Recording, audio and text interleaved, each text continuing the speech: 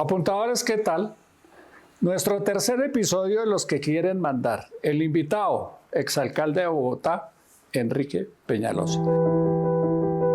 Mi pasión ha sido Bogotá. Y voy a empezar haciéndole la pregunta que le voy a hacer a todos los candidatos invitados a este programa. ¿Usted por qué quiere mandar, doctor Peñalosa? Buenas tardes. Buenas tardes, Ricardo. Yo no quiero mandar, yo quiero crear, participar en la creación, liderar la creación de una sociedad más feliz. Es que, ¿para qué es la política? La política, lo que nosotros hacemos es ver cómo organizamos una sociedad más fértil para la felicidad humana. Y la política, entendida como la entiendo yo, es un trabajo casi que religioso.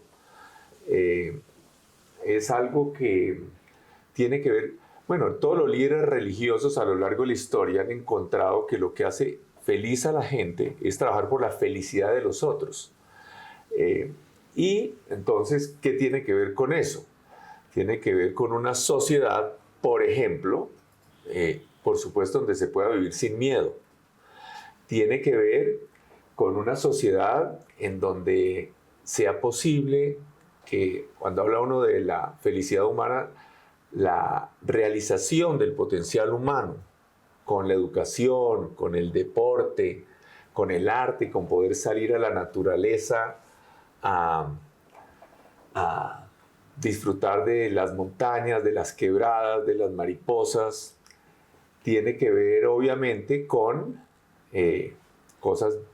requisitos como una buena atención en salud.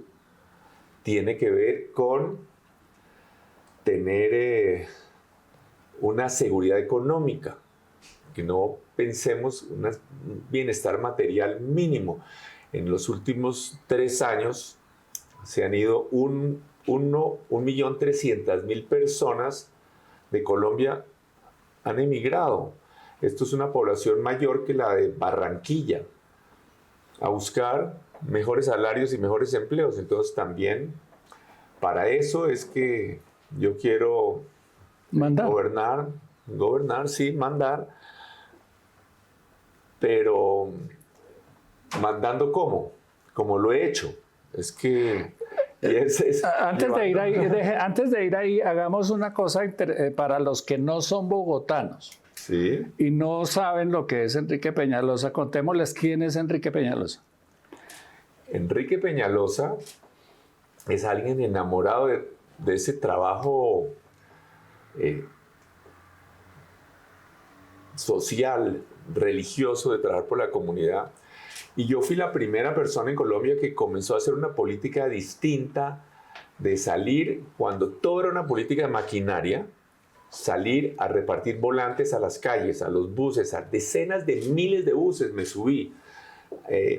Yo he hecho política décadas y jamás he aceptado plata, aunque era legal, de un contratista o de un proveedor del gobierno. Una política absolutamente transparente. Jamás he tenido siquiera una investigación. Nada, con todos los enemigos que he hecho. Y no hay un líder, jamás, de compra de votos o cosas de... No hay un líder que pueda decir que yo le he dado plata ni para comprar gaseosa para hacer una reunión. Entonces, eso es la manera de hacer política. Y en el tema urbano, en Bogotá, en Colombia, es importante porque nuestros campesinos son fundamentales, pero 8 de cada 10 colombianos viven en zonas urbanas. Y en Bogotá, por ejemplo, para contarles sobre todo a los jóvenes, porque alguien que tenga menos de 25 años ni siquiera sabe quién es Enrique Peñalosa. Claro. Y, por ejemplo, yo inventé las ciclorrutas, hasta la palabra ciclorruta, cuando prácticamente no había en el mundo, sino en Holanda, en Dinamarca, cuando no había en Francia, ni en Estados Unidos, ni en Inglaterra. Hicimos para construir igualdad, porque mi obsesión ha sido construir igualdad, pero de verdad. También hice el Transmilenio para construir igualdad también. La gente dice, ¿por qué no hizo metro? Pues porque vale 10 veces más.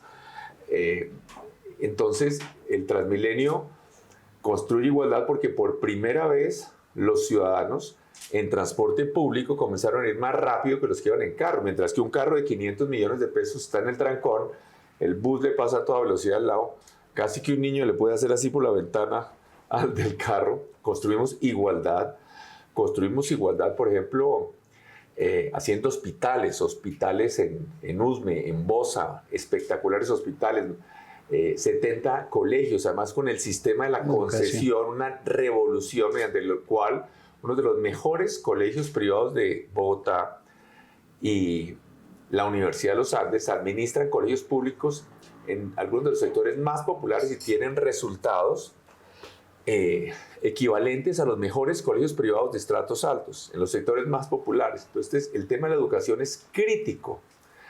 Entonces, colegios maravillosos. Hicimos, por ejemplo, las grandes bibliotecas de Bogotá, la biblioteca Barco, la biblioteca Tintal, la biblioteca del Tunal. En la última alcaldía, por ejemplo, hicimos los centros Felicidad, unos megacentros culturales y deportivos con piscinas olímpicas, gimnasios, salas de música, etc. Hicimos, por ejemplo, parques. Hicimos más de 1.500 parques, hicimos más de 170 canchas de fútbol en pasto sintético iluminado. Los parques que hicimos son de clase mundial, realmente espectacular. Hay un verbo que me llama mucho la atención, hacer. Es cierto. Hicimos. No está prometiendo, sino está contando cosas que se hicieron en un momento donde el país siente que nadie está haciendo nada. Sí, por ejemplo, ¿sabes qué se discute? Por ejemplo, hicimos el metro de Bogotá, 100% contratado por nosotros. Sin ningún otro alcalde que hubiera podido, ni podía haberlo cambiado, ni mejorado, nada, ni lo pudieron parar cuando lo demandó, por ejemplo, Claudia López, ni el presidente Petro, nadie lo... Entonces, el metro de Bogotá lo dejamos contratado y andando. ¿Por qué no lo contrataron antes? ¿Por qué no han contratado otro después? ¿No? Sí. Entonces, sí, yo creo que hacer. ¿Y por qué logro hacer? Primero porque además hicimos muchas otras cosas. Por ejemplo, el centro de Bogotá estaba tomado por los criminales, por el narcotráfico, a 2 cuadras cortas de la Casa de Nariño, de la Plaza de Bolívar, de la Alcaldía, del Palacio de Justicia, del Congreso. Por décadas, por 60 años, había habido una república independiente del crimen, controlada por el AMPA, por el narcotráfico, y ningún presidente ni ningún alcalde se había atrevido a hacer nada. Nosotros tumbamos el horror del cartucho. Eso es lo que se llamaba la calle del cartucho. Pero no era una calle, eran 23 hectáreas. 23 hectáreas. Nosotros entre el cartucho y el Bronx que tumbamos y San Bernardo, tumbamos como 1.200 edificaciones, 32 hectáreas, donde hicimos un parque espectacular, ¿no? Hicimos también un SENA para las industrias creativas. Dejamos en construcción el tema del Bronx Distrito Creativo. Hicimos la alcaldía de Mártires, en fin, en este sector, para no hablar de otras cosas en el centro, como la peatonalización de la Jiménez, etc. Entonces, pero sí es cierto, yo creo que la vida de la gente se mejora es haciendo, sí. Por ejemplo, yo, y no hablando, por eso quiero darle la importancia a ese tema del hacer y no del prometer, porque nos han prometido trenes interoceánicos, cuánta cosa se les ocurre, pero de hechos de aquello nada, como diría algún narrador deportivo. A usted le va a tocar, dicen los expertos, recibir un país en ruinas. Y cuando hablan ruinas no es exactamente eso, sino se están refiriendo a una economía maltrecha, una deuda altísima, la salud hecha añicos, lo que era un buen sistema deteriorado. Usted ya tiene experiencia en recibir ese tipo de desastres porque usted le heredó a Petro. Sí, yo fui... ¿Qué recibió y cómo solucionó ese desastre? Algo que no le conté a su audiencia, a sus apuntadores, es que yo fui alcalde 2 veces. Yo fui alcalde del 98 al 98, 99, 2000, eran 3 años en esa época, y aún así revolucionamos la ciudad. Por ejemplo, quitar carros de las aceras. Prácticamente no había una buena acera en Colombia. Yo podría apostarles que cualquier acera buena que ustedes conozcan en alguna de sus ciudades es una acera que se hizo después de Peñalosa 1. Eso fue una guerra a muerte, porque o no había aceras, o las pocas que se habían hecho tenían carros estacionados encima. Okay. Entonces yo fui alcalde 2 veces. En la segunda ocasión yo recibí la alcaldía de Petro, de Gustavo Petro. Y fue un desastre. Petro realmente es un desastroso gobernante. Y es que entra porque es malo, porque no tiene claro qué quiere hacer. Incluso ni siquiera conoce Bogotá. Yo siempre he soñado con que hubiera un debate donde le hicieran un quiz a Petro sobre los barrios de Bogotá, sobre los sitios, a ver si él no tiene ni idea. Entonces, igual luego no nombra gente capaz, sino gente política. Entonces yo recibí, por ejemplo, Transmilenio. Él además, es bueno recordar, 6 meses antes de la elección de alcaldes, en una entrevista en La Silla Vacía, cualquiera puede buscarla en Google, él dijo que no había que hacer metro, sino que había que hacer Transmilenio, más Transmilenio, Okay. ¿no? Obviamente no hizo ni metro, ni Transmilenio, ni nada. Entonces, pero desbarató Transmilenio. Transmilenio no renovó los buses. Entonces llegamos nosotros... Y bajó las tarifas, ¿no? No, encontramos un sistema desastrosamente acabado. Los buses, había buses que llegaron a tener hasta 1.300.000 kilómetros. Es decir, más de 3 veces la distancia de la Tierra a la Luna, ¿no?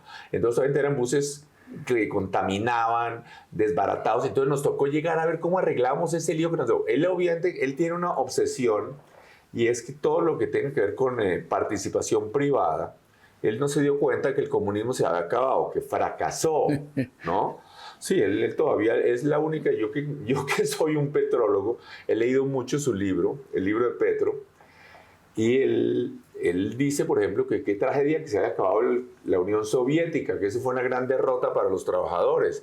Él es el único gobernante del planeta que fue a Alemania, a Berlín, y dice que qué triste que se haya caído el muro de Berlín, ¿no? Que es algo que nadie, yo creo que nadie en el planeta, sino Gustavo Petro, va a decir que qué terrible que se haya acabado el comunismo. Pero bueno, en todo caso, como él odia lo privado, él trató de estatizar las basuras en Bogotá.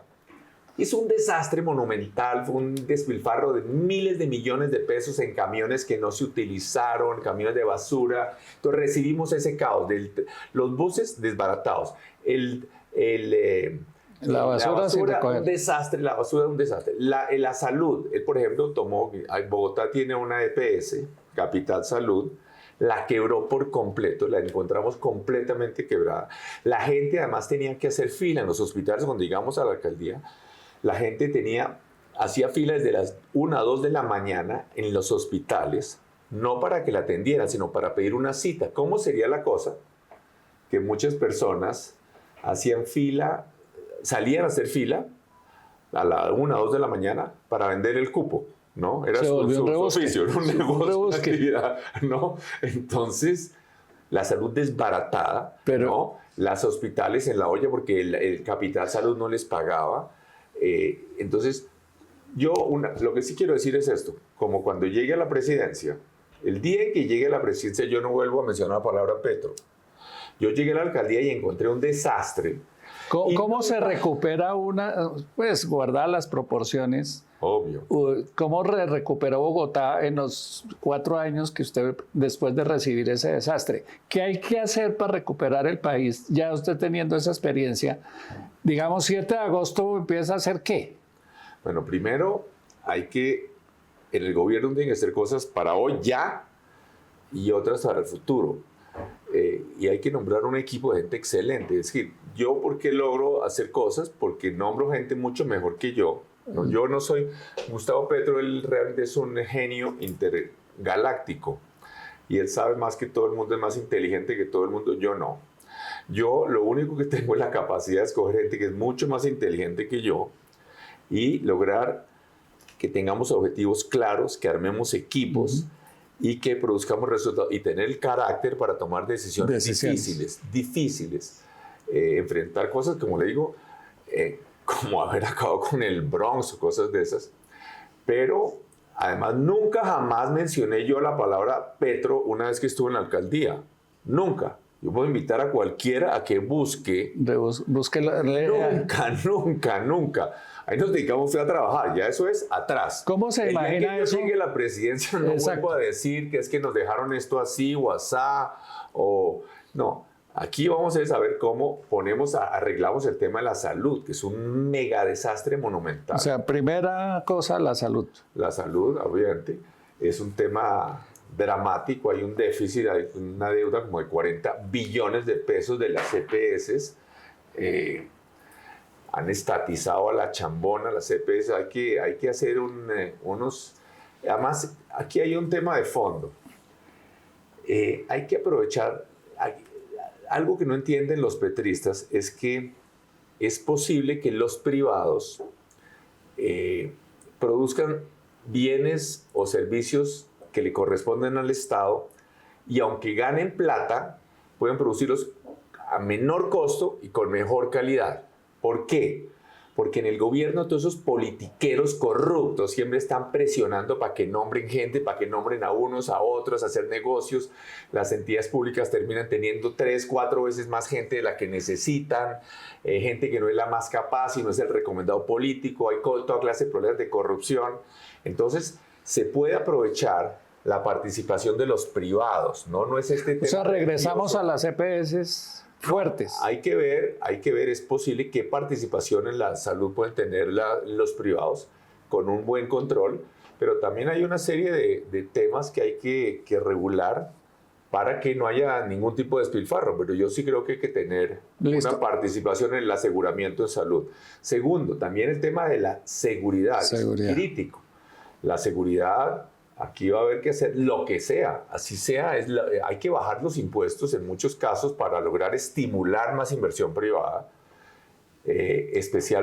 pero es crítico para este tema, incluso si es algo de emergencia, para lograr recursos para fortalecer nuestras Fuerzas Armadas. Aquí tenemos que tener, los funcionarios más importantes de mi gobierno van a ser las fuerzas especiales del ejército y de la policía, con toda la tecnología, con la mejor tecnología internacional.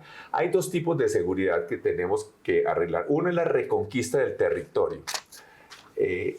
Y obviamente que no vamos a hacer lo que están buscando algunos grupos armados ilegales, que es que se permita algún acuerdo de paz manteniendo las armas o el control territorial. De ninguna manera. No podemos llegar a tener una Hezbollah como en el Líbano, donde tenían estos señores 3, 4 ministerios y además tenían un ejército, ¿no?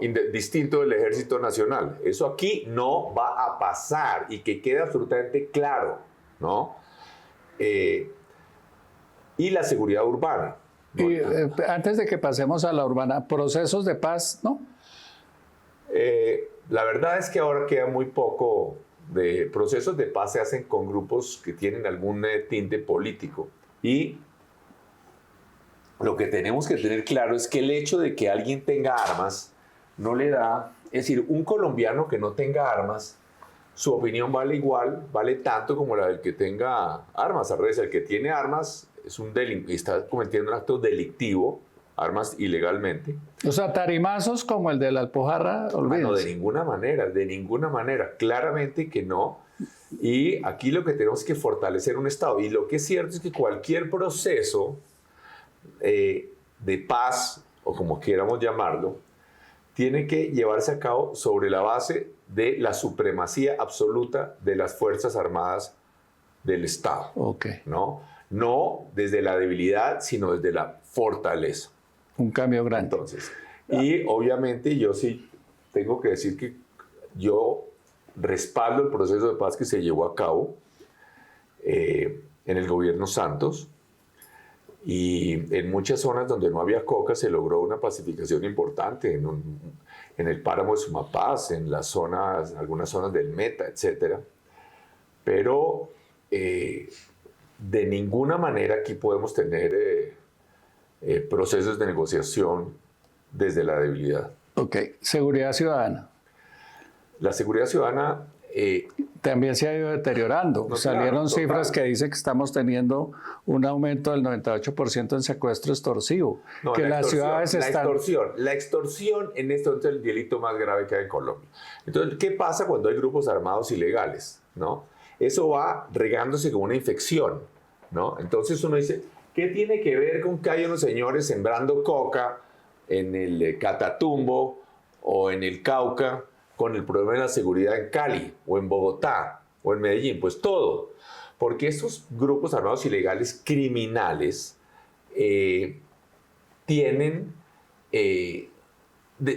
pasan como lo que saben hacer es cometer delitos, entonces comienzan también a desarrollar, como lo han hecho, la minería ilegal, apoyar la minería ilegal, que yo creo que buena parte de esa minería puede organizarse y legalizarse. Luego, entonces pasan a extorsionar a todos los comerciantes de la región, a la gente, a cualquier empresa. Entonces no puede haber crecimiento, no hay empleo, porque estos señores empiezan a extorsionar. El problema más grave que tenemos hoy en Colombia están extorsionando en los barrios, en las ciudades, y de ahí siguen, ¿no? Cuando ya la gente, entonces también se ha crecido mucho el secuestro, que no había pasado, pues... Sí. Algo que también es interesante es que la gente no tiene en cuenta, las cifras muestran clarísimamente, cuando cayeron los homicidios, digamos, el gobierno Uribe tiene una idea, y quiero aclarar que no soy jurista y que me he enfrentado a candidatos uribistas mucho tiempo, aunque respeto a Uribe y que tiene gente muy valiosa en el Centro Democrático, pero algo interesante es que las cifras se muestran clarísimo. En el gobierno Uribe, que tiene fama de haber sido el de la guerra y demás, los homicidios en Colombia caen en picada.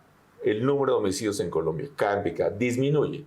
¿Por qué disminuyen los homicidios? Pues porque cuando los delincuentes y los zampones no mandan, sino mandan las fuerzas del Estado, obviamente hubo toda clase de problemas de paramilitarismo y demás en Colombia gravísimos, pero lo cierto es que aquí lo que tenemos que tener es unas fuerzas armadas y de policía potentes para reducir los delitos. Y en las ciudades el problema, y yo lo viví, tenemos una excelente policía, pero la policía captura a los delincuentes y los sueltan. Entonces acá tiene que haber primero, tiene que haber cárceles, hay que construir cárceles. Yo, por ejemplo, construí la cárcel distrital que hay hoy, que además es de las mejores cárceles, y no la mejor que hay en Colombia, porque además tiene programas de rehabilitación de verdad. Y hay que hacer cárceles, porque en buena medida muchos jueces no condenan a los delincuentes porque les da angustia condenarlos cuando no hay cupo. Pero otra cosa, los delitos, no hay delitos menores. Ese tema de que es solo una bicicleta. Es decir, hoy que alguien salga aquí a la calle y con una cámara de alta resolución se ha filmado cómo atracan a alguien con una pistola en la cabeza, le roban el celular o la bicicleta, y las posibilidades de que vaya a la cárcel son casi cero. Casi cero, ¿no? Eso no puede pasar en un país civilizado. Entonces, primero, Justicia. No hay delitos menores. Tiene que haber cárcel para todos los delitos, especialmente los delitos a mano armada. Y segundo, aquí tiene que haber, como en muchos países del mundo, lo que se llama penas incrementales por reincidencia. Entonces, la primera vez que alguien comete un delito relativamente menor, pues digamos, puede que tenga una sanción muy baja o nada, o 6 meses o lo que sea. La segunda, ya un poquito 2 más o fuerte. 3 años. Pero la tercera, 15 años, ¿no? Aún que en teoría sea un delito menor. Entonces, este tema de penas incrementales por reincidencia. También tiene que haber, así sea con una reforma constitucional, la posibilidad de hacer cárceles fuera de las zonas urbanas, porque a veces, que se atenta contra los derechos humanos, el que las cárceles estén fuera de las zonas urbanas de difícil acceso para las visitas o lo que sea. No, aquí lo que tenemos que proteger es a los ciudadanos de bien, a la gente que trabaja.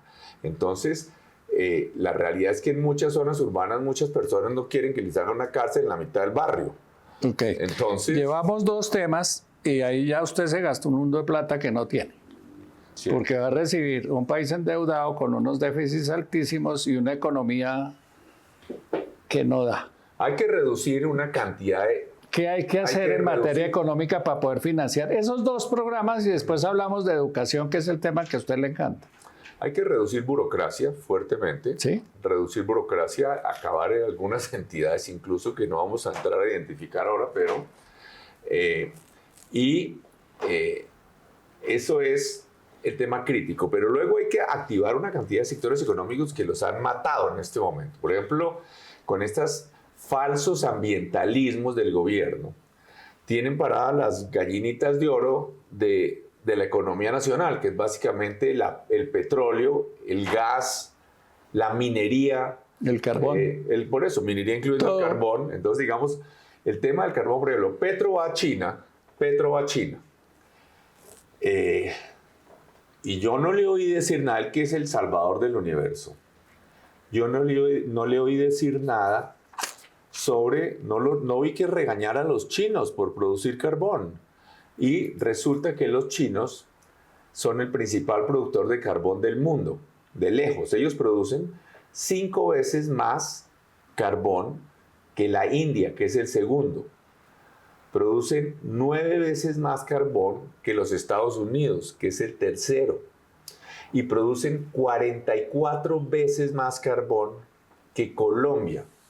Entonces, ¿por qué a ellos no les dice nada? Y acá sí cierra minas que podrían entrar en producción en cosa de días, porque están listas, pues, que las pararon. Entonces, el tema del carbón es, si se consume carbón en el mundo, pues hay que producir carbón. Nosotros, el principal problema ambiental de Colombia es la pobreza. Pero además hay otro montón de sectores mineros muy importantes. Por ejemplo, Chile. Es que tenemos que ver cómo nos volvemos ricos, porque es que ese es el otro tema, cómo nos desarrollamos. La minería no es que sea lo que va a generar todo el desarrollo, pero sí es una palanca muy importante. Chile, por ejemplo, tiene un ingreso per cápita, es decir, para que el ciudadano entienda, lo que gana la gente en Chile es como 3 veces más por el mismo trabajo que lo que gana en Colombia. Tiene un ingreso per cápita como 3 veces superior al colombiano. Más alto que el nuestro. Y una de las razones para eso es que Chile es el principal productor de cobre del mundo.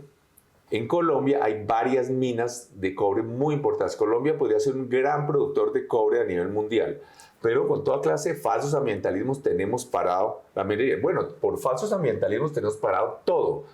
Y con un montón de consultas previas absurdas. Y con unos riesgos altísimos. Estamos autozancadilla, ¿no? Entonces, digamos, el oro. Hay miles de minas ilegales, pero las minas grandes, legales, no se dejan hacer, ¿no? Hay una cantidad de mentiras. Por ejemplo, que el páramo de Santurbán. No, las minas que se están planteando en Santurbán son a 2.300 metros de altura, ¿no? Por ejemplo, y las minas de cobre que están planteando en Antioquia, por ejemplo, son minas subterráneas, que ni siquiera son en superficie.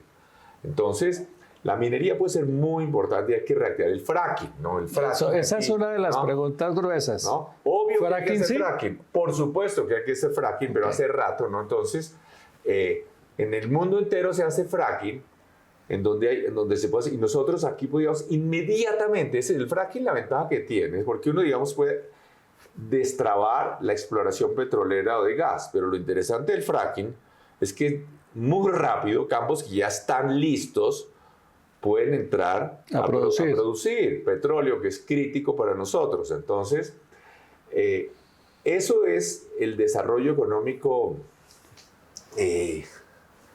digamos, de inmediato, pero obviamente estructuralmente hay otras cosas que son importantísimas. Yo, por ejemplo, soy un convencido de que el turismo ambiental puede ser importantísimo. Y hay una cosa... No hay una contradicción ahí entre hablar de reactivar la minería, el carbón, el petróleo y el gas y hablar de turismo al mismo tiempo cuando lo que tenemos nosotros es... No, me parece importantísimo esa pregunta. No se contradice. Porque es que precisamente no se contradicen. De los principales países productores de petróleo del mundo son los más ambientalistas del planeta. Noruega. Noruega, por ejemplo, que es un país bellísimo, pues... No hay ninguna contradicción, están explorando en el Ártico. Hay como 200 sitios de exploración en el Ártico, ¿no? Los Estados Unidos tienen unos parques naturales espectaculares, tienen contado cada oso, cada venado, etc. Y obviamente hace fracking y hace producción petrolera. Ni hablar de Rusia, pues, por ejemplo, o O sea, no es incompatible cuidar Canadá, ¿qué tal un país tan ambientalista como Canadá? Y obviamente es un enorme productor de minas, de minería y de petróleo, ¿no? Y no hay ninguna contradicción. Y además, por ejemplo, aquí hablamos de puertos en el Pacífico. Nosotros tenemos, por ejemplo, lo siguiente. Hay muchos que quieren mantener a los chocuanos en la prehistoria, ¿no? Viviendo en la mitad de la selva. Pues lo que quieren es que hagan casas en los árboles, ¿no? Resulta que a esta hora no hay una carretera buena Medellín-Quibdó, pero además Quibdó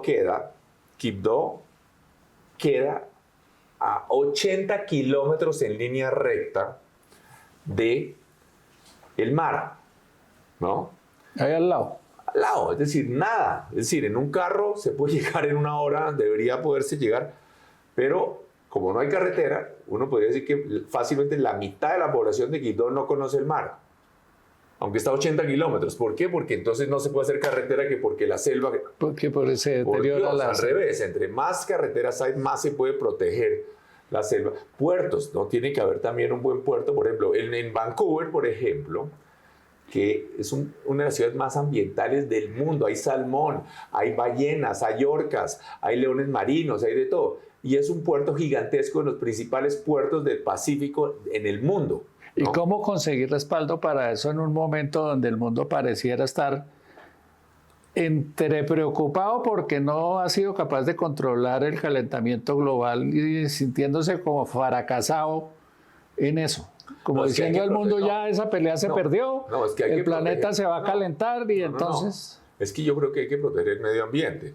Pero, por ejemplo, la principal generación de calentamiento global que hay en Colombia hoy, de lejos, más que todo lo demás que se hace en Colombia, es la deforestación.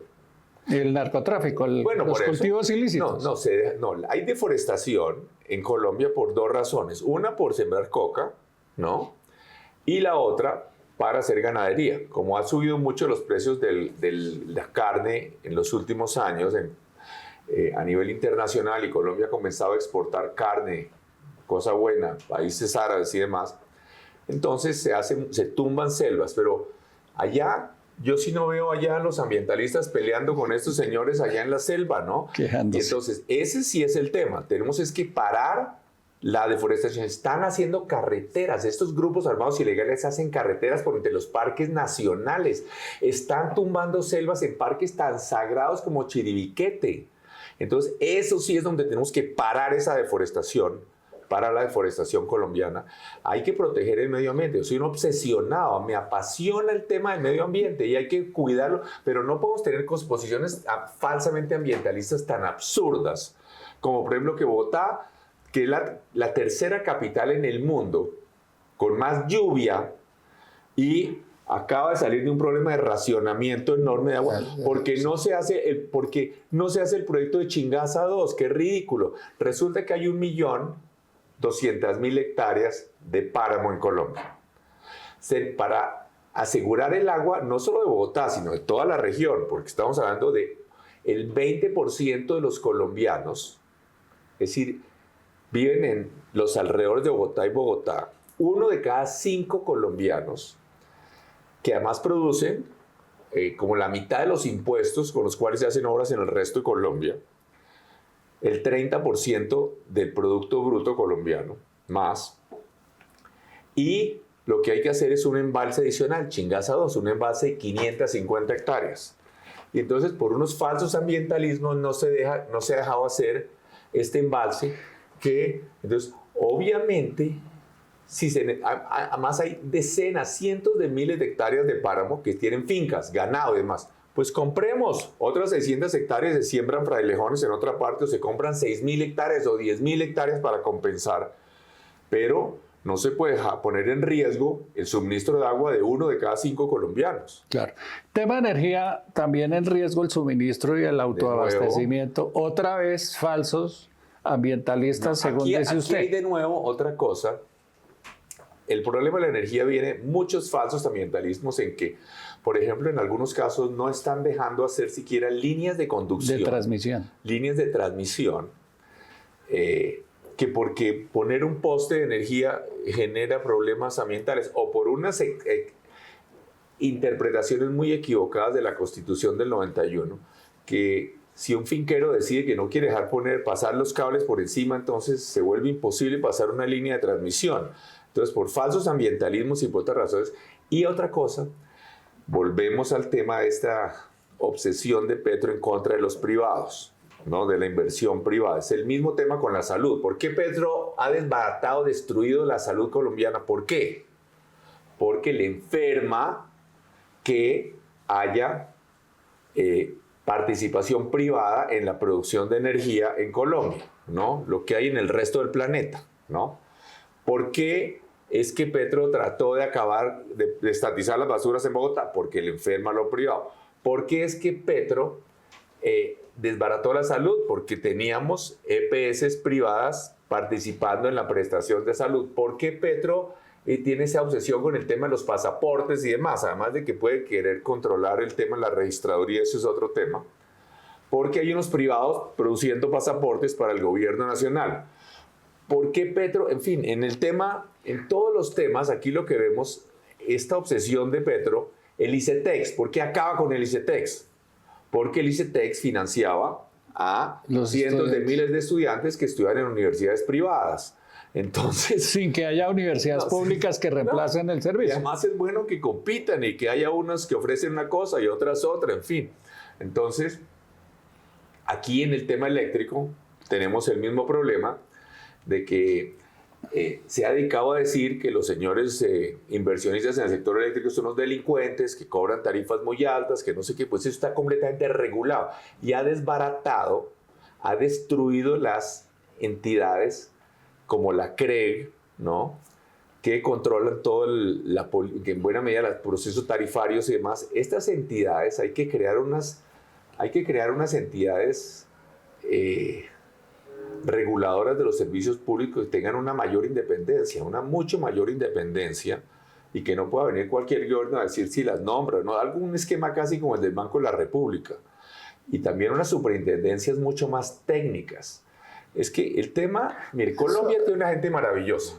Bueno, la superintendencia se ha vuelto como un arma política, ¿no? Entonces sí, nosotros no podemos tener políticos en esas entidades, ¿no? Colombia tiene una gente extraordinaria, técnicos, de los mejores, pero no, hay que llevar a esta gente al gobierno, ¿no? Independiente de cuál es su filiación política. Ok. Yo no sé si quiere seguir hablando de programas o hablamos de cómo lograr llegar allá para hacer eso que usted quiere hacer, que es indispensable, y un tema del que poco se habla, doctor Peñalosa, que es el Congreso. Yo veo, hoy salió una encuesta que muestra que hay 71 aspirantes a la presidencia de Colombia. Claro, de eso habrá, digamos, 20 con capacidad de lograrlo. Pero nadie está hablando de que para ser presidente y poder hacer todo eso que ustedes quieren hacer, se necesita un Congreso fuerte, un Congreso que esté de acuerdo con el presidente, que tiene que tomar decisiones urgentes. ¿Ha pensado en eso? Aquí nos falta hablar de muchos temas, ¿no? Pero lo importante sí es señalarle a los colombianos que tenemos que volvernos un país rico, desarrollado. Bueno, ese es el tema de fondo.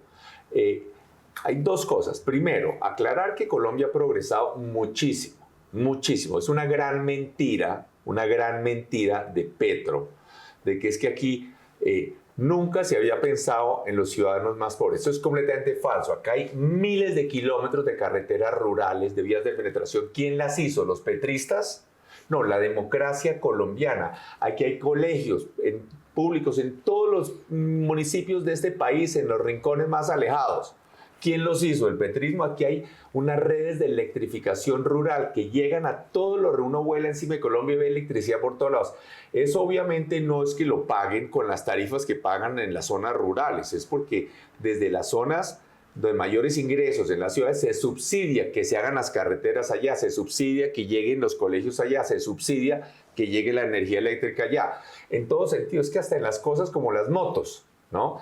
Hace 30 años pensar que un campesino o que un obrero de una obra o algo iba a tener una moto era inimaginable. Y hoy pues hay millones de millones. Más motos que carros. Pues más. Entonces aquí el gas, por ejemplo, hace 25, 30 años, la gente cocinaba con gasolina en estufas. Uy, sí. Las señoras tenían que hacer una fila para comprar el cocinor, una, dos. Uno iba a los barrios populares de Bogotá y había una fila de 2 cuadras con las señoras con su garrafa plástica, su bidón, esperando que les vendieran la gasolina para cocinar horas y horas. Y esas cocinaban en unas estufas de gasolina que se estallaban. Más peligrosas, ¿no? Desfiguraban a los niños, terrible. Y hoy prácticamente todas las viviendas urbanas de Colombia tienen gas natural por tubería. ¿Quién hizo eso? ¿Quién hizo ese trabajo? Y se hizo con participación privada, ¿no? Cierto. Con participación privada. Entonces, ¿y quién logró eso? ¿El petrismo? No, la democracia colombiana, que además le cobra impuestos mucho más altos a los que tienen y se invierte en los sectores más pobres. Entonces, por ejemplo, no hablemos de eso. Aquí, en este apartamento donde estamos, bueno, que no es ningún apartamento de lujo, pero está en un sector de estrato 6. Entonces, ¿qué pasa? Los impuestos, un apartamento puede pagar entre 1 y 2 alquileres mensuales de impuesto predial. Bueno, pero además de eso hay unos impuestos muy altos a los carros. Hay un 25% de impuesto a la gasolina, que lo pagan obviamente fundamentalmente los que tienen carro. Hay impuesto a los vehículos. Hay además de eso tarifas de servicios cruzados. Es decir, se cobra una tarifa de agua mucho más alta a los sectores de mayores ingresos que a los sectores populares. Eso en muchísimos países del mundo no es así. Pero es igual para todo el mundo. Pero además de eso, esos recursos que se captan en impuestos, en esta democracia, solo para hablar de los impuestos locales, no hablemos de los nacionales, pero prácticamente nada se invierte en los sectores de ingresos altos donde se pagan, porque esos impuestos, porque los sectores de ingresos altos van a colegios privados, van a la salud privada, van a jardines infantiles privados, no usan el transporte público. Esos impuestos se usan es para subsidiar, para llevarle recursos, servicios a los sectores más populares, para tener educación, para tener, digamos, la salud, que Bogotá aporta como el 40% del gasto de la salud aquí, para la educación en los sectores populares, para hacer parques en los sectores populares, para tener un transporte público subsidiado donde se paga con... Entonces, primero ese tema, de que aquí la democracia colombiana ha trabajado siempre por... Segundo... Espere. ¿Usted cree que le tenemos miedo a que Colombia sea un país rico? Es que me gustó mucho ese titular. No, es que para allá voy. Es que me gusta mucho ese titular. Colombia tiene que ser un país rico. ¿Y por qué no hemos sido un país rico? No, ya vamos. Tenemos y podemos ser un país rico, ¿no? ¿O es que somos menos inteligentes que los países ricos? ¿A dónde es que se están yendo los colombianos que emigran? Para los países ¿Se ricos. van para Cuba? No. ¿O para Venezuela? Pues claro que no. Se van a países como España o Estados Unidos o Chile. ¿Por qué es que allá hay ingresos más altos? ¿Es porque hay reformas laborales como la de Petro? ¿Es por eso que gana más allá la gente? Obvio que no. Allá hay ingresos más altos porque hay más inversión privada. Hay más inversión privada. Entonces alguien con un bulldozer pues produce mucho más que con pico y pala. Pero para que haya ese bulldozer se necesita que haya unas condiciones favorables a la inversión privada. Para que un empresario compre ese bulldozer, invierta en ese bulldozer o haga otras inversiones como en distritos de riego o en máquinas industriales. Alguien con una máquina industrial pues produce muchísimo más que sin esa máquina, pero para que haya esa industria se necesita que haya condiciones de seguridad, de impuestos, etcétera, que sean favorables. Entonces, por ejemplo, una pregunta, los mexicanos, aquí amamos a México. ¿Por qué? Porque son muy parecidos a nosotros. Sí. ¿No? Nos gustan las rancheras. Las rancheras, ¿no? el chapulín colorado. Todos nos encanta. Ahora el fútbol también. No, todos amamos a los mexicanos. Pero resulta que México exporta a los Estados Unidos al año más de 500 mil millones de dólares, ¿no? 34 veces más que Colombia, que solo exporta 16 mil millones de dólares. Y resulta que nosotros estamos más cerca de los Estados Unidos, de la costa este de Estados Unidos, que México, aunque a la gente le parezca un poco exótico. No, pero... a ver, es una cosa un poco exótica, pero miren en el mapa las ciudades mexicanas de donde se exporta, como por ejemplo Monterrey, o por ejemplo Guadalajara, o incluso Ciudad de México, tienen que exportar por tierra. Y entonces miren ustedes en un mapa la distancia a Nueva York o a Miami, es mucho más cerca desde Barranquilla, o de Santa Marta, o de Cartagena. Sí. Pero más importante que eso, es más cerca, pero sobre todo cuesta 5 veces más desde Colombia, porque nosotros exportamos por barco y ellos por tren. Entonces el costo de exportarlo por barco es mucho más barato que exportarlo por tren o por camión. Entonces, ¿por qué exportan ellos 34 veces más que nosotros? La población mexicana puede que sea 3 veces la colombiana, pero exportan 34 veces más y nosotros también tenemos tratado de libre comercio. Entonces nosotros deberíamos tener esas cientos de industrias, hay que promover la inversión. Yo como presidente voy a ponerme personalmente a ir a buscar más inversión. Y a las empresas de exportaciones vamos a crear toda clase de exenciones de impuestos a los que exporten, como se hizo en Corea o como se hace, porque esas son empresas que van a generar buenos empleos, bien remunerados, para aprovechar los conocimientos de nuestros jóvenes, para que nuestros jóvenes tengan seguridad, tranquilidad, no tengan la angustia que no tienen empleos. Acá tenemos gente trabajadora buena. Hay decenas de miles de colombianos trabajando en México, decenas de miles, ¿no? Tengo que decir que incluso mi hija está viviendo en México. No, entonces, mi hijo no aquí, pero entonces, ¿por qué están allá? ¿Por qué están allá? Pues esas empresas y esas industrias deberían estar acá, muchas de esas con una fracción. Entonces, así es que los países se vuelven más ricos. Entonces, en México hay un ingreso per cápita el doble que el colombiano, pero no solo México, ¿no? Ya hablé de Chile, Chile, República Dominicana, Panamá, Costa Rica, porque uno dice Panamá. Costa Rica es un barrio de Bogotá. Panamá tiene el canal o lo que sea, no. Costa Rica no tiene ni playas especialmente o nada, ¿no? Ni tiene nada especial, ni generación hidroeléctrica importante, nada. Y tiene un ingreso per cápita más del doble que el colombiano. ¿Por qué? ¿Por qué? Porque ha habido seguridad para que los inversionistas vengan, ¿no? Y exenciones, apoyo a la empresa privada. Alguien ha oído al presidente Petro hablar bien de una gran empresa privada, alguien de esas que generan empleo y pagan bien y demás, alguien, un solo comentario favorable, Todo lo contrario. ¿No? Insultos. Entonces, al revés, son unos oligarcas estigmatización. esclavistas y demás. Entonces, pero por eso en Costa Rica, por eso está produciendo toda clase, no solamente turismo ambiental, que Colombia todo eso puede suena tener, muy bonito, pero sino también ¿cómo se hace? con seguridad y con una estructura tributaria adecuada y promoviendo esa inversión. Por ejemplo, Costa Rica tiene una gran industria de equipos médicos, de alta tecnología, ¿no? Entonces, para decir Costa Rica, y como usted dice, Ricardo, tiene la mitad de la población de Bogotá, ¿no? Entonces, y lo digo con todo el respeto. ¿Cómo ¿no? se hace para eso? Porque Entonces, se hace primero con claridad de lo que hay que hacer, y además de eso, todo esto ya está inventado. Esto ya está inventado. Con buena educación, también con educación de calidad. Nuestros niños, los padres llevan su niño al colegio y pues quedan felices. Y hay muchos maestros maravillosos, docentes maravillosos. Pero la realidad es que los resultados de nuestros niños en las pruebas internacionales son desastrosos. Nuestros niños no están aprendiendo ni a leer y a escribir bien, ni están aprendiendo matemáticas y ciencias. Entonces, sobre todo el tema y además necesitamos que aprendan inglés también. Entonces, pero matemáticas, ¿qué porcentaje tan enorme de nuestros niños, nuestros jóvenes buscan es una carrera donde no tengan que usar matemáticas, porque no aprendieron matemáticas en el colegio? Y sin matemáticas no podemos competir con Corea.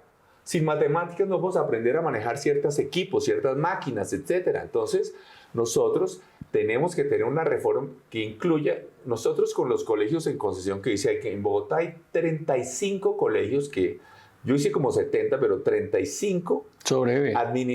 70 colegios en los edificios divinos. Yo comencé a hacer colegios de lujo en los sectores más populares de Bogotá, pero 35 administrados por privados. Y les voy a contar una anécdota increíble. el más enemigo de lo privado es Petro. Y los contratos de los primeros que hicimos se acababan en el 2015. En el gobierno de Petro. En el gobierno Petro. No, se acabó el sistema. Esa vaina, sí. Se acabó el sistema.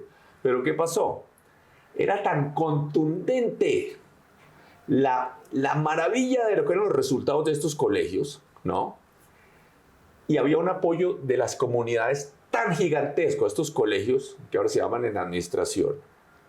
Y hay estudios internacionales de las mejores universidades de Estados Unidos mostrando eso, porque es una cosa asombrosa. Es un caso de estudio. ¿No? Un caso de estudio y Petro, hay que decir que tenía un secretario de Educación que era serio, que era Oscar Sánchez, sí, me que acuerdo. Renovó Gustavo Petro, le tocó renovar los contratos de los colegios. ¿Por la presión de las comunidades? Por las comunidades y porque eran demasiado contundentes los resultados. Eso no significa que todos los colegios en Colombia van a ser administrados por privados, por supuesto, pero sí que hay algunas cosas que se pueden aprender. Y una de las cosas que hay que aprender para mejorar la calidad de la educación es que estos héroes nuestros, que son los docentes, hay que parte de la evaluación de los docentes tiene que incluir un componente importante de qué tanto aprenden los niños. Hoy lo fundamental para determinar la remuneración de los docentes es la antigüedad, sí, y los grados que tengan los posgrados. Pero puede que alguien lleve 30 años de docente y que tenga muchos posgrados, pero que sea pésimo enseñando. O nunca ha enseñado porque está estudiando. Entonces lo que nosotros necesitamos es hacer los ajustes necesarios para poder premiar a los docentes que realmente logran que los niños aprendan, porque no puede ser que un maestro tenga 30 niños o 40, lo que sea, y no aprenda ninguno, y al año siguiente lo mismo. No puede ser que todos sean burros, ¿no? Tiene que ser que hay un problema. Entonces, para que se desarrollen los países se necesita seguridad, se necesita condiciones favorables de impuestos, especialmente para las industrias de exportación tiene que haber un tratamiento prácticamente de mínimos impuestos, ¿no? Redondeé eso porque es que tenemos que hablar de la mecánica política. Bueno, ya, redondeado. Es que yo creo que es claro. Hablemos de la mecánica. Lo que solamente resumiría lo siguiente. Es que yo personalmente voy a ir a buscar inversión, porque mire, cuando la inversión está en Colombia, una empresa está en Colombia, no importa que sea extranjera, ni que sea colombiana. ¿Qué importa? Si hay buenas condiciones favorables a la inversión, entonces las ganancias las reinvierten en Colombia, los colombianos y los extranjeros. Listo, y ya. ambos los colombianos y extranjeros generan empleo. Pero hablemos de Manzanilla. Bueno, hablemos de Manzanilla. Hablemos de Manzanilla, pues es que la Manzanilla es la que lo deja llegar allá a hacer eso. Y usted necesita conseguir, 1, votos. 2, respaldo político. Y la cosa está enredada, doctor Peñalosa. No, pero yo veo 40 y tantos candidatos, 70 según una encuesta, 41 según la otra, todos pensando distinto, todos dedicados a lo mismo, a recoger firmas. No veo partidos políticos por ningún lado. ¿Cómo hacer para que Colombia sea un país rico si los políticos andan cada uno por su lado? Bueno, yo creo que más importante que los partidos son los gobernantes. Aquí en Colombia ha habido muchos gobernantes buenos, sin importar que los partidos sean buenos, regulares o malos. Y entonces, pero es bueno, no importa que haya muchos candidatos, si después nos unimos, nos vamos a unir todos. Yo ya, por ejemplo, he participado en unos ejercicios, uno que hicimos con Antanas Mocos y con Lucho Garzón. Hicimos este esquema, digamos, que llamaron algunos los 3 mosqueteros. Ajá. Y cuando Antanas ganó la consulta, pues apoyamos a Antanas. Pero perdieron, no llegaron al poder. Perdimos porque, bueno, en fin, ese es otro tipo de análisis. Pero la vez pasada también, por ejemplo, hicimos un equipo con Fico, con Alex Char y demás. Pero perdieron. Sí, pero bueno, el punto es que se pueden unir no es un tema solamente no importa, lo que estoy tratando de decir es que no importa que haya 30 candidatos siempre y cuando estemos todos dispuestos a unirnos. Yo creo que compartimos. Aquí lo que tenemos, obviamente cada uno con su ego de político piensa que uno es mejor que los otros, pero también estoy listo a apoyar a otros que me parecen buenos, ¿no? Que me parecen excelentes. Marta Lucía Ramírez, David Luna, Mauricio Cárdenas, Juan Daniel Oviedo, O sea, pero Germán sí. Vargas, cualquiera. Hay muchos esquemas para llegar a tener un equipo de personas que crean en lo fundamental, crean en la seguridad, que crean además en cero corrupción. Pero usted cree en su ego, usted admite que tiene su ego. Obvio. ¿Usted cree que Si no, no sería capaz de agachar la cabeza y ceder el puesto y, digamos, aceptar irse al Senado, donde seguramente se van a necesitar gente como usted? Si a otra persona es mejor o tiene más posibilidades de ser presidente. He entrevistado a dos antes que usted. Claro, es que yo ya lo he dicho. A Mauricio Cárdenas y a Paloma Valencia, y las dos dicen que sí, que agachan la cabeza y que ceden el puesto. Pero yo estoy listo, ya ves que además en el caso mío, de nuevo, como con las obras, es que yo ya lo he hecho. Entonces, yo sí creo, por ejemplo, Paloma me parece una excelente candidata y Mauricio Cárdenas también. Entonces, no, por supuesto, aquí toca sacar a Colombia adelante. Aquí tenemos es que unirnos para sacar a Colombia adelante. Y el que tenga más posibilidades de ganar. ¿Y ese momento es cuando se decide? No, ese momento yo lo que creo es que tiene que haber dos etapas. Una es hacia diciembre, tiene que haber algunas encuestas para filtrar el número de candidatos. En octubre se supone que hay consultas, ¿no? No, esa consulta. ¿No le jalan a eso? La consulta de octubre es un mal mecanismo porque es una consulta donde hay muy poca participación y todo eso terminan imponiéndose las maquinarias politiqueras y demás. A mí no me gusta. Eso no le gusta. Me gusta la consulta de marzo, porque esa sí tiene una participación enorme, porque es las elecciones de Congreso y demás, todo es simultáneo, pero incluso previa a la consulta de marzo, algún esquema de encuestas que filtren un grupo pequeño de personas de estas que compartimos unos principios fundamentales. ¿Y marzo no es tarde? Porque yo en marzo para las elecciones parlamentarias lo que me gustaría como ciudadano ¿Es tener un solo candidato? No, es tener un Congreso muy sólido. Es que yo sí. Yo veo este Congreso muy susceptible a la corrupción, a la compra por contratos, para conseguir los votos. Entonces, pero es que eso sí es una porquería y ese tema, ojalá que los colombianos, primero yo creo que lo que ha pasado, a mí lo que me sorprende es que hay tantos colombianos que no se han dado cuenta del daño tan enorme que está haciendo Gustavo Petro, ¿no? A la salud, a la seguridad, a todo. Pero creo que es tan grave lo que está pasando que espero que los ciudadanos se hayan dado cuenta. Muchos ciudadanos que piensan que es que la política, me aburre, que la política es importante. Yo creo que lo que hace que las sociedades se vuelvan más ricas y prosperen es la inversión privada, las empresas privadas, pero para que las empresas privadas tengan condiciones favorables para que vengan, se necesita que la política funcione bien, que el gobierno, que lo público no es lo que hace que las sociedades progresen, pero sí es crea las condiciones para... Exactamente, crea las condiciones favorables o desfavorables. Yo lo que le pregunto a los ciudadanos que están viéndonos, si ellos tuvieran una empresa grande, si tuvieran una empresa o si tuvieran los recursos y el conocimiento y creyeran que Petro va a seguir en el gobierno, ¿harían inversiones en Colombia? ¿Se sentirían tranquilos de invertir en Colombia con un presidente que prácticamente odia la empresa privada?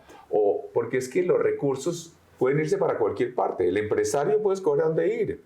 Puede irse a Panamá, o a Costa Rica, o a Brasil, coge su plata y se va. O a Vietnam, o a Estados Unidos. Entonces, yo le pregunto, si ustedes tuvieran los recursos, porque los empresarios tienen dos cosas. Yo creo que ellos lo tienen claro. Entonces, los que no tienen claro eso son los electores. Bueno, pero es que los electores son ellos que están oyéndonos. No, pero el empresario ya sabe eso y como usted bien dice, el empresario sale y se va. Yo no estoy hablando de los empresarios. Pero nosotros los ciudadanos no deberíamos fijarnos más en el Congreso, ser más exigentes y más selectivos.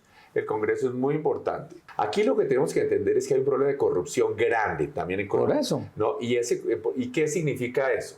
Aquí, y lo peor es que yo lo que noto es que muchos corruptos, ¿no? que están, algunos, hoy hay muchos congresistas que no son corruptos, pero no solo congresistas, sino a veces alcaldes o gobernadores y demás. Entonces, no sienten que son corruptos. Pero lo que yo quiero aclarar es que cualquier ingreso que alguien en el Estado tenga por algo que haga o deje de hacer distinto de su sueldo es corrupción, ¿no? Si por hacer un favor o ayudar a alguien en un contrato o dar algún permiso o lo que sea, le dan dinero, eso es corrupción. Entonces, pero para acabar con eso, los ciudadanos sí tienen que votar bien. Entonces, yo sí creo que es crítico. Pero hay que ofrecerles bien. No, por eso hay que tener un buen Congreso de gente correcta. Y hay muchos congresistas correctos y buenos, felizmente, ¿no? Pero también hay mucha porque... Pero ahí, ¿cómo hacen los candidatos como usted que van a recoger firmas? Casi todos están en ese plan. Yo estar con un partido. ¿No va a recoger firmas? No. ¿Y tiene el partido ya? Sí, hay partidos posibles, hay varios partidos posibles.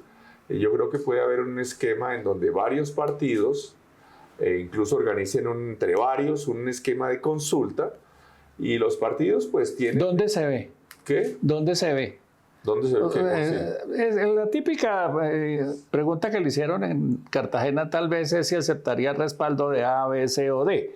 No, yo sí, claro. ¿Usted acepta cualquier apoyo? Sí, pero yo sí no tengo ningún problema con eso, ¿no? ¿No le pone condiciones, solo acepto el respaldo de?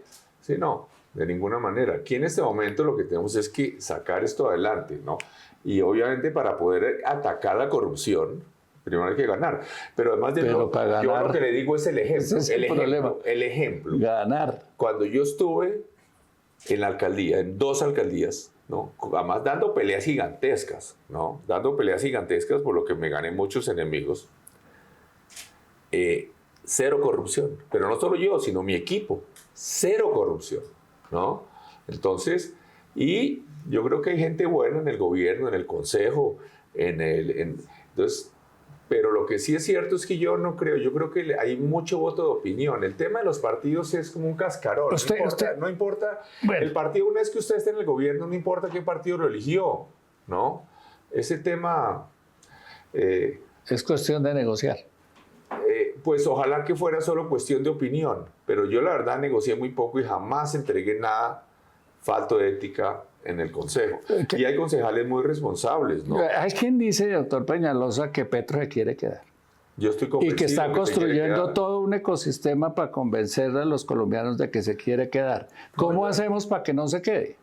Bueno, primero que todo, yo estoy convencido desde el comienzo que Petro se quiere quedar y que él que se siente un ser superior de importancia universal, cuando personas que él ve como insectos, como Uribe o Santos, se quedaron 8 años, que él o Petro Supremo va a quedarse solo 4, entonces yo creo que eso no lo ha considerado.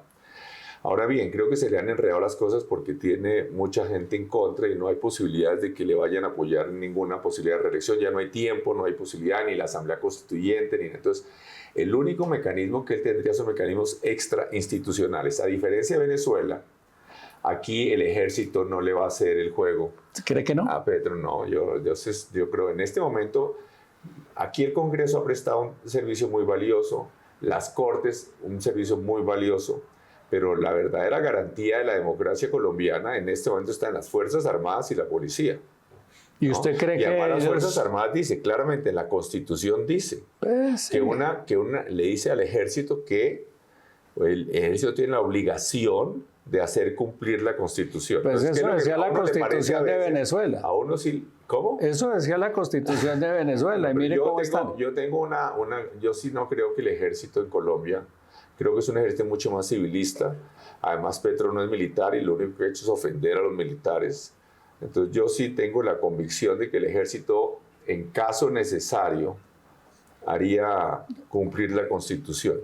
Espero que no se llegue a eso. Y la otra institucionalidad, Procuraduría, Pero lo que sí es claro es que si Contraloría. llegan a tomarse el poder a la brava, que le quede claro a todos los colombianos, le queda claro a todos, se quedan, si estos gobernantes dictadores de izquierda llegan al gobierno, se quedan para siempre, ¿no? En Cuba llevan más de 60 años, de los cuales Castro estuvo casi 50.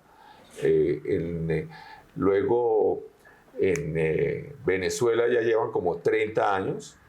En Nicaragua llevan como 20 años. Entonces, que quede claro, ¿no? Aquí no podemos de ninguna manera dejar. Entonces, yo confío en que nuestras instituciones van a funcionar, pero claramente...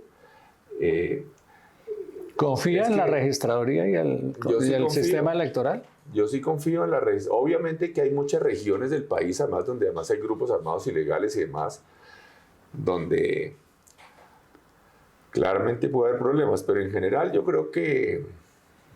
Hoy la MOE dijo que hay 52 municipios o regiones en Colombia en donde hay un registro sistemático de gente que viene de otra parte. Como diría algún periodista judicial, extranjeros, para no decir venezolanos. Hay posibilidades, o ecuatorianos. Hay posibilidades de... Eso no le quita legitimidad y no es un peligro no, digamos, para... A nivel, no. Obviamente que no debería haber un solo voto fraudulento, uno solo.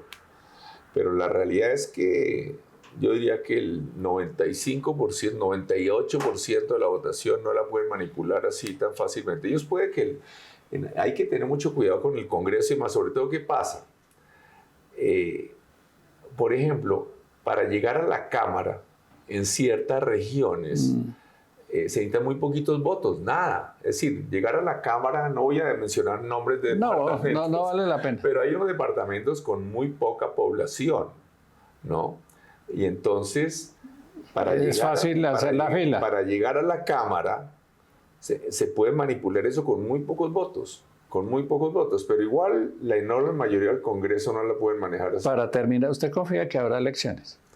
Y que serán transparentes. No, por eso, y las van a respetar. Hay veces que yo temo que al gobierno y algunos por fuera tengan interés en que haya tanto caos y tanto desorden y tanta violencia que puedan argumentar que no hay condiciones para las elecciones. Me preocupa incluso cuando el mismo presidente hace unos 3 días decía que es que no, que la registraduría con la participación de Thomas Gregg y demás, no hay garantías. Que no había garantías para unas elecciones, cuando él, con la misma Thomas Gregg, la misma firma, fue elegido al Congreso, fue elegido a la Cámara, fue elegido al Senado, fue elegido a la alcaldía, fue elegido a la presidencia. Entonces, Thomas Gregg sí funcionaba, y a mí me importa 5 que sea Thomas Gregg o el que sea, pero lo que es cierto es que con los famosos estos Thomas Gregg, Petro fue haciendo los procesos de sumas y de procesos de computación y demás.